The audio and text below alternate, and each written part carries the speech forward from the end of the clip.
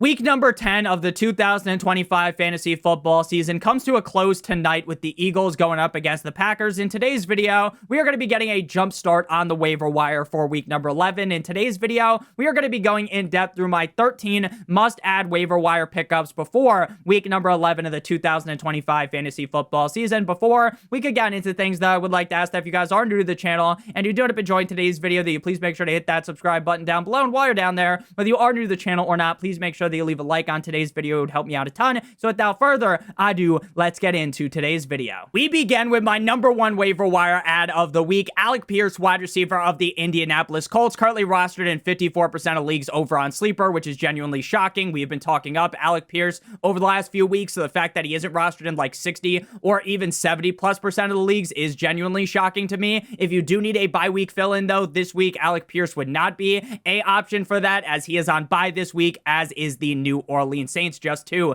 teams on bye this week. The wide receiver 14 in PPR last week. Now that finish is prior to Monday Night Football. Obviously, after Monday Night Football takes place, some of these players may fall down in terms of their finish. They win that game up against the Atlanta Falcons in Germany, 31-25. Two straight games now with Alec Pierce having over 17+ PPR points. 3 of the last 4 games with 14+ PPR points, with 7+ targets in 3 of his last 4 games. In terms of the snaps for the wide receivers in Germany for the Indianapolis Colts, 95% of the snaps, Alec Pierce.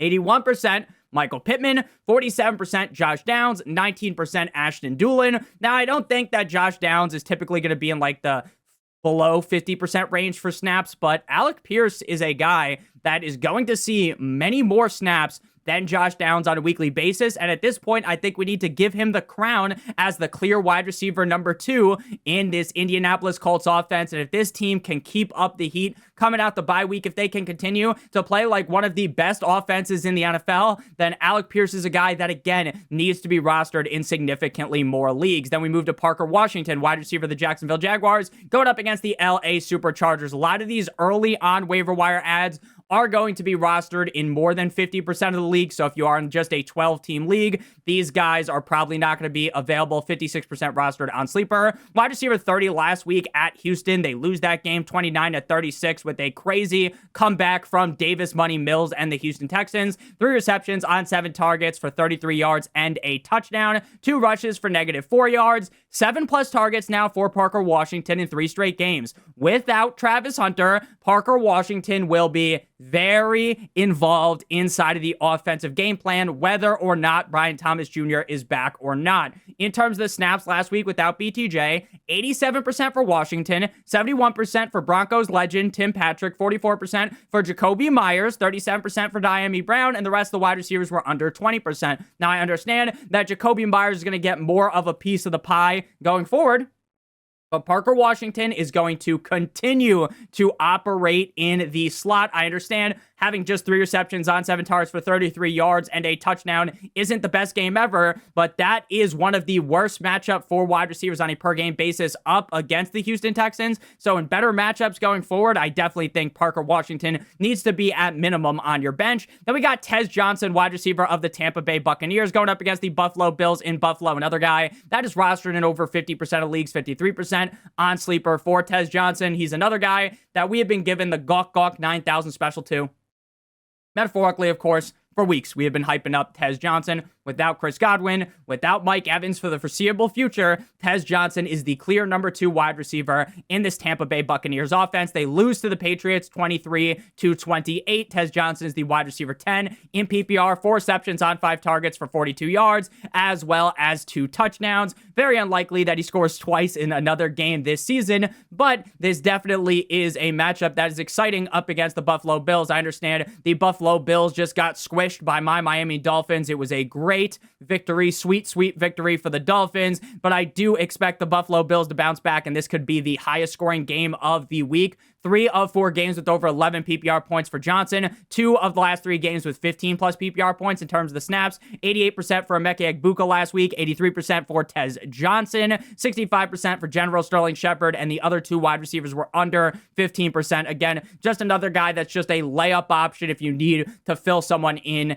as your flex, or in 3 wide receiver leagues as like your wide receiver 3, because as I said, going into last week's game up against the Patriots, this is a guy that I could see finishing as an top 18 wide receiver a bunch of times this season, and he did exactly that last week. Then we got Tyjae Spears, running back of the Tennessee Titans, going up against the Houston Texans, 53% rostered over on Sleeper. Maybe have been dropped in your home league due to the fact that he was on bye last week, so we got to go back to week number 9 for Tyjae Spears' last performance. Week number 9 up against the LA Superchargers, they lose 20-27, 7 rushes for 26 yards as the RB25, as well as 3 rushes on 3 receptions on 3 targets for 36 yards. Coming out the bye week, I do think it is entirely possible that the team pushes Spears more up the touch hierarchy in this offense and the snap hierarchy, just due to the fact that Spears appears, at least from the eye test of me watching the game, that he just has more juice than Tony Pollard does. 62% of the snaps for Pollard, 45% for Spears in week number 10. This really is a true 50-50 split. So coming out the bye, I think it is possible that we see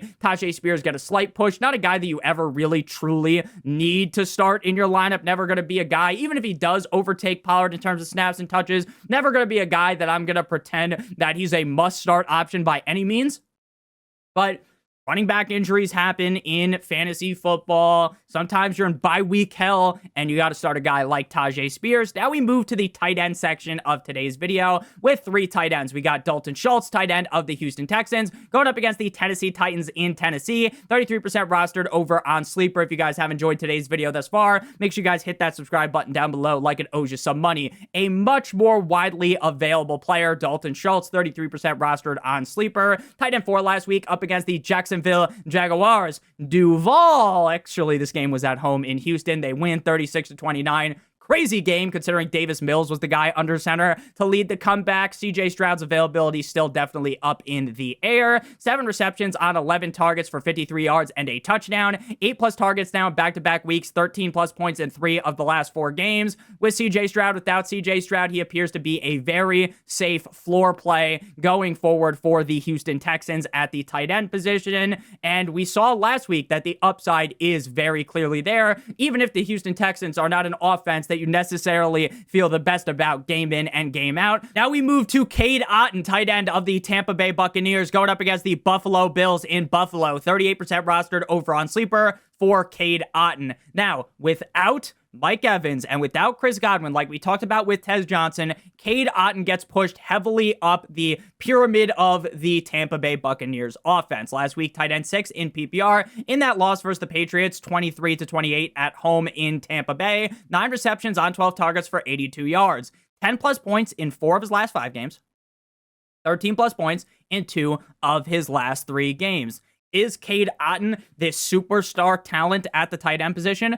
Fuck no, baby. But if you are able to get as many targets as Cade Otton could be penciled in for game in and game out, again, in such an exciting matchup this week, Cade Otton is a guy that you will be ecstatic to have in your lineup. Then we got Theo Johnson. Now, Theo Johnson is definitely the lowest down the totem pole here, in my opinion, in terms of tight ends that I actually want to stream. For one, because the fact that Russell Wilson might be the starting quarterback, right, due to Jackson Dart being in the concussion protocol. They just fired Brian Daboll. The new head coach is their offensive coordinator. So Theo Johnson should be fine, but losing Jackson Dart and going to Russell Wilson is very, very, very, very, very, very, very bad. In my opinion, Theo Johnson can still be fine, but my hype for him would be significantly lower than the other 2 tight ends that we talked about. Tight end 7 last week at Chicago. They lose that game 20-24 because the defense collapses and the offense doesn't do diddly squat once Russell Wilson has to come in for Jackson Dart. Tight end 7 in PPR. 7 receptions on 8 targets for 75 yards in that game. 11+ PPR points in 3 of the last 4 games. Targets are not a safety point for Theo Johnson, which is another negative for him, as if he had just 3 targets in this game up against the Packers, I wouldn't be surprised at all, but I think based on upside alone, he's a guy that you can pick up and play. Now we move to Tyler Allgeier, running back of the Atlanta Falcons, going up against the Carolina Panthers, 37% rostered over on Sleeper. Before we talk about Allgeier and the rest of the players in today's video, though, I would like to give you guys a quick word for our friends and our partner over at Underdog. If you're brand new to Underdog and sign up using promo code Notorious or by clicking on the link in the video description, you'll get get a free pick plus a first-time deposit offer of up to $1,000 in bonus funds, as well as if you play $5 in the pick'em, you receive an additional $100 in bonus funds or in bonus entries. How does the pick'em work on Underdog? It's incredibly simple. You make at least 2 picks on the higher or the lower. If those picks hit, you get paid. If you do multiple other picks, then the payout will be higher, but all the picks have to hit. Make sure you guys do check that out. Promo code Notorious, or by clicking on the link in the video description. Now, right now is the time of the year as we're knocking on the door of the fantasy football playoffs to make sure you have your handcuffs. We'll be talking about a couple of handcuffs in today's video. And no, we're not talking about the pink fuzzy ones that you have in the drawer next to your bed. We're talking about some handcuffs for fantasy football. Because if Bijan Robinson was to go down, knock on wood, roughly 8,000 times, if you have Bijan Robinson, Tyler Allgeier will be the #1 waiver wire ad the week after. You need to have him on your bench if he's available in your league. 37% rostered over on Sleeper. Just think about if you're in a fab league, how much fab you would have to unload to get Tyler Allgeier. Running back 8 last week at Indianapolis. They lose the game 25-32 in Berlin, Germany. 11 rushes for 57 yards and 2 touchdowns. He is far from a guy that you want to start weekly. I know it's frustrating as fuck as a Bijan Robinson owner when he comes in and just steals the touchdown away from Tyler Allgeier. If you're in a real pickle, I understand playing him, but his touches bounce around far too heavily for this to be a scenario where it's like Jahmyr Gibbs and David Montgomery, where, you know, they're 2 peas in a pod. You can start both of them. You would never actually feel good enough to play Tyler Allgeier. In terms of the snaps, this is Bijan's backfield, 86% for Bijan, 37% for Allgeier, but he is, in my opinion, the best handcuff in fantasy football. Then we got Brian Robinson Jr., running back of the 49ers, going up against the Arizona Cardinals in Arizona. 33% rostered over on Sleeper. Again, the exact same argument to be made here. Christian McCaffrey is still very, very, very, very, very much the guy in the backfield for the 49ers. 78% of the snaps last week. B-Rob plays 22%, but he was the running back 19 last week versus the Rams. He scores, and Christian McCaffrey didn't. He absolutely sold my parlay. They lost that game 26-42, 8 rushes for 41 yards and a touchdown, 1 reception on 1 target for 4 yards. Touchdown in back-to-back games. Again, still not a guy that I'm willing to play with Christian McCaffrey healthy, but a guy that definitely needs to be on your bench if you are a CMC owner. Then we got Jacoby Brissett, quarterback of the Arizona Cardinals, going up against the San Francisco 49ers. 16% rostered over on Sleeper. Quarterback 9 last week at Seattle, with the loss 22-44. Very shocking that they just got blown out instantly. The defense was insane of the Seattle Seahawks in that game. If you had the Seahawks defense, they probably put your fantasy team on their back by themselves. Jacoby Brissett was just getting the ball stolen from him in that game. They scored 2 touchdowns defensively, but Jacoby Brissett still actually had a good day. He was the quarterback 9, despite the fact that they got absolutely face-fucked for 4 straight quarters. 22 completions on 44 attempts, which is crazy because they lost the game 22-44, for 258 yards and 2 touchdowns with 4 rushes for 31 yards. 19-plus fantasy points in all 4 starts for the Arizona Cardinals. The weapons core is there for Jacoby Brissett to succeed. We just saw the 49ers defense get their cheeks clapped by the LA Rams last week, so I definitely think it's possible that Jacoby Brissett continues on his train as just finishing as a top 12 quarterback game in and game out. Now we move to his teammate Emari Demercado, running back of the Arizona Cardinals, going up against the 49ers, 38% rostered over on Sleeper. If Trey Benson returns this week, which is definitely a big if, right? It seems like we don't have concrete evidence as of right now. Demercado would still be stash worthy even if that was the case. Running back 18 last week at Seattle.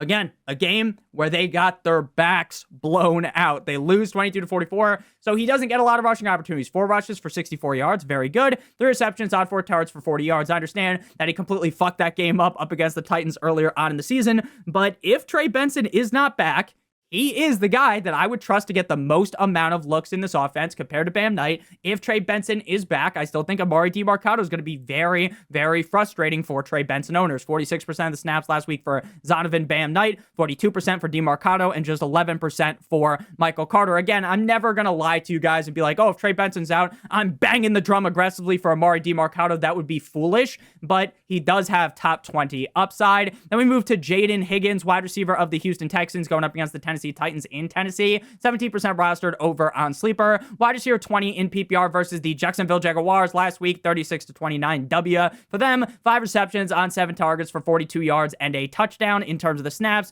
Nico Collins, 89%, 47% for Higgins, 53% for Hutchinson, 43% for Christian Kirk, and 33% for Jalen Noel. Not a guy that I would feel comfortable at all playing this week, if I'm being honest with you, even if you like the matchup up against the Titans. But a guy that I definitely think is a guy that should be on your bench, right? This is the time of the year where the rookies start to really percolate. A guy like Jayden Higgins, who may be more buried down the offense, has had some flashes, could start to rise straight to the top. The cream rises to the top. I think that's the saying. I really like the skill set of Jayden Higgins, but again, not a guy that I think anyone would be, getting super ecstatic to play this week up against the Titans. Final guy here is going to be Adonai Mitchell, wide receiver of the New York Jumbo Jets, going up against the Patriots in Foxborough. 6% rostered over on Sleeper for Mitchell. Missed last week after getting traded to the team from the Indianapolis Colts. He was included in that Ahmad Sauce Gardner trade. Garrett Wilson is dealing with a knee injury. If he misses, AD Mitchell could become the wide receiver 1 on this team. I get that his most noteworthy play from the season is fumbling a ball that should have been a touchdown instead of just walking into the end zone,